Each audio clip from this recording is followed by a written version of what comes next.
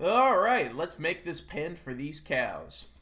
Hey everybody, welcome back to another episode of Minecraft. Episode 23, in fact. I gathered most of the materials off screen, and what I'm going to do is basically I'm going to make a one-to-one interpretation of this building.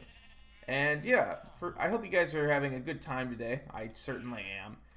And I figure there are a couple things I can talk about. But first, let's get into the comment of the day. This one is from Wax, who basically was responding to my question of what people wanted out of the beta series in terms of video length. Thanks for commenting. I've taken it into consideration, and we might be doing slightly longer ones from here on out. But hey, who knows? So today, we're going to match this one by one. 1, 2, 3, 4, 5, 6, 7, 8, 9, 10. So it's a 10 by 10 box. Or, well, not 10 by 10, but there's 10. So 2, 3, 4, 5. Oh. 6, 7, 8, 9, 10. There we go. But yeah, I think today I'd like to talk about something interesting. And that's like why a lot of YouTubers tend to kind of change over time. Most of the time for the negative, obviously. Now, I think this has kind of become a popular thing recently, mainly due to some people just kind of either changing themselves or people assuming that they've changed, when in reality they've always been the same. And why does this happen, at least in my opinion? Well, I think there's a lot of reasons. I think the most obvious answer is that as people like basically get older, they realize, man, do I really want to be spending the rest of my life doing the thing I did when I was, 17 or 22? For a lot of the younger audience, it might seem easy to like say, well, of course you do, but man, things change once you get older. I mean, like I tell you, there is something different about like the age I'm currently at. Like everything just hits differently. Not everything resonates the way it used to. Not everything, is as, I'm not gonna say good, but it just doesn't hit the same way. And yeah, I think that there's a lot to that. I think it's easy for people to get lost along the way, and people just to kind of not enjoy what they're doing anymore. I mean, I've experienced that with my job before, where I was really contemplating, do I really enjoy this? I mean, the thing I go into has one of the highest quitting rates you could ever imagine, and so yeah, I understand that quite clearly, quite clearly, honestly. Yeah, but yeah, I think people underestimate what money does for you. Money is freedom. I mean, don't ever underestimate like that fact. Like money is very clearly. I need to go in here and actually see how high this is.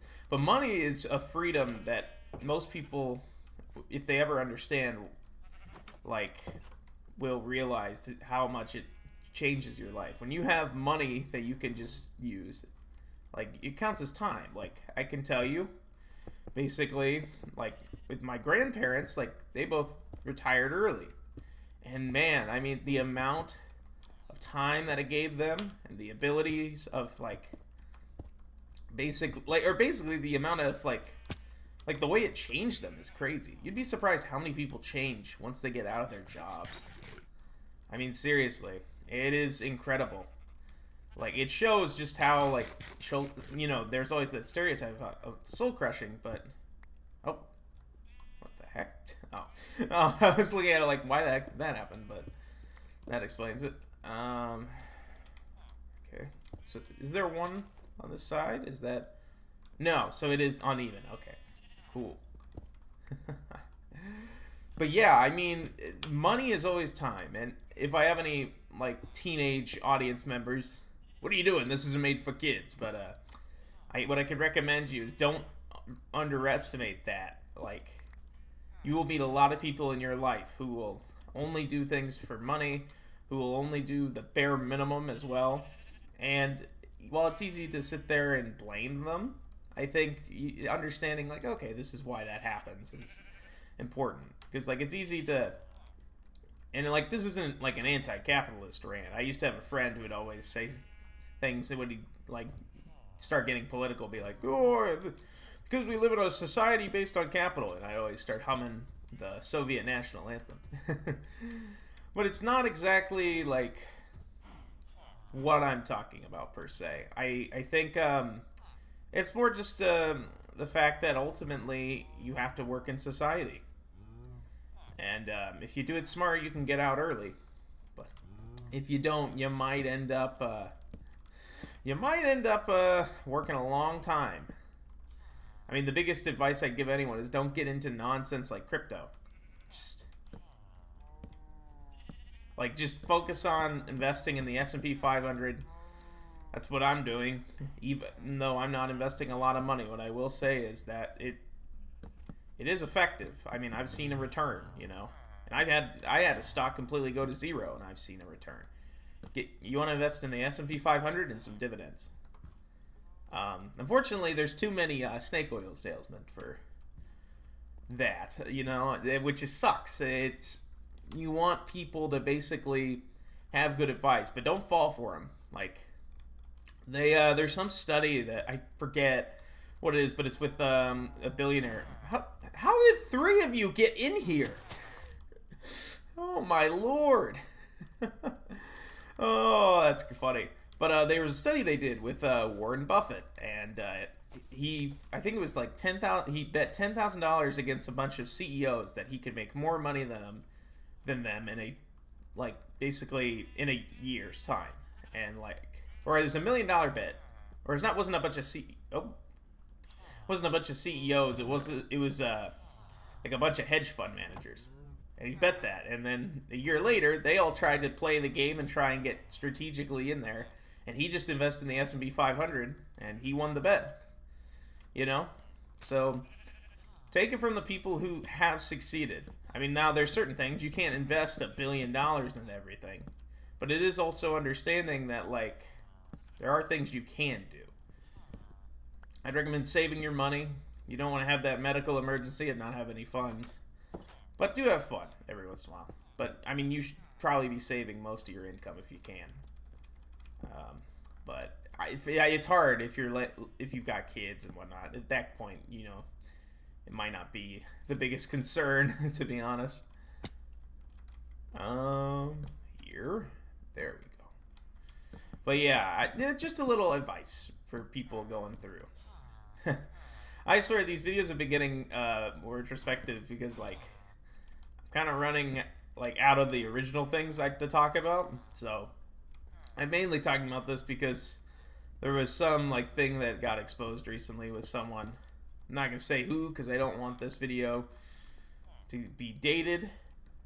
But basically, someone turned out to be, kind of a terrible boss and whatnot. And people were all saying, why would you do this? And it's well, just always remember money is freedom. I mean, it sounds stupid. And, when you're a kid, that sounds stupid. And you're probably right to think it sounds, man, I just completely jumped off there. But you're probably right as a kid to think it sounds stupid, but unfortunately the world is probably not gonna change. I mean, I don't know. Who knows? I still find it funny that all those villagers got trapped there. That's really funny. All right, let's put this here. Not gonna worry about the inside. This comes remarkably close to this. Okay. Okay, let's put these here. That's fair.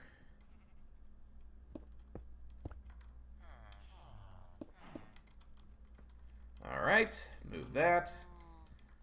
See, this is the great thing. When I talk about nonsense like this, the episode flies by really quickly. But, yeah. No, I mean, I don't know. It's hard to say. When I was younger, I used to think the same thing. But, man, I tell you, being able to know that you're not going to be homeless at the end of the night is pretty nice. But, yeah. Let's get some stairs right there. Because I think that's the last thing we need to do. Or we move these fellas in.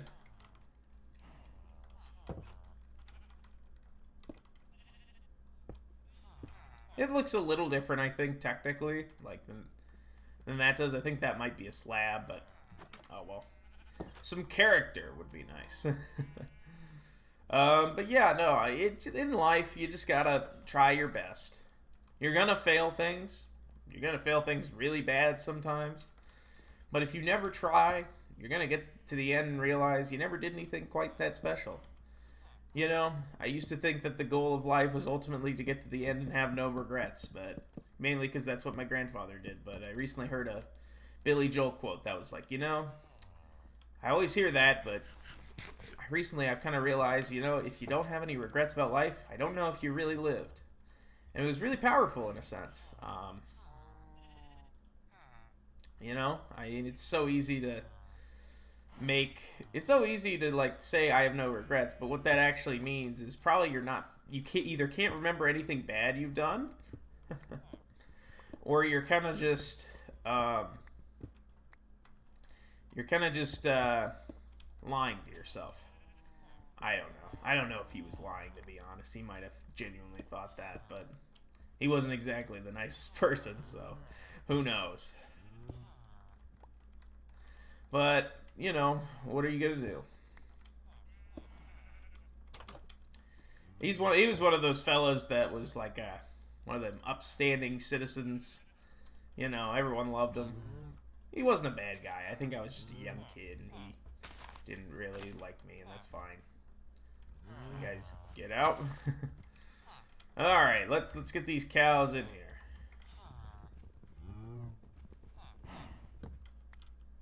Get them in. I'm being served. I don't know. But there we go. Alright, let's make another one here. And there we go. We made ourselves a nice little pin. The tale of two pins. I'm gonna make this the thumbnail. Oh, man. Well, I hope you all... Oh, did I? Oh, okay. Okay, you guys can come out now. Man, I love how, like, 4 got trapped in there. That's crazy. With that, everyone, though, I think I'm going to end this episode. I know it's been a short one, but I got the goal I wanted to done. And also, we probably would have just spent 6 minutes grinding materials. Uh-oh. Ooh, thank God they can't go through there. But with that, I hope you all enjoy, and I will see you in the next episode. Bye-bye.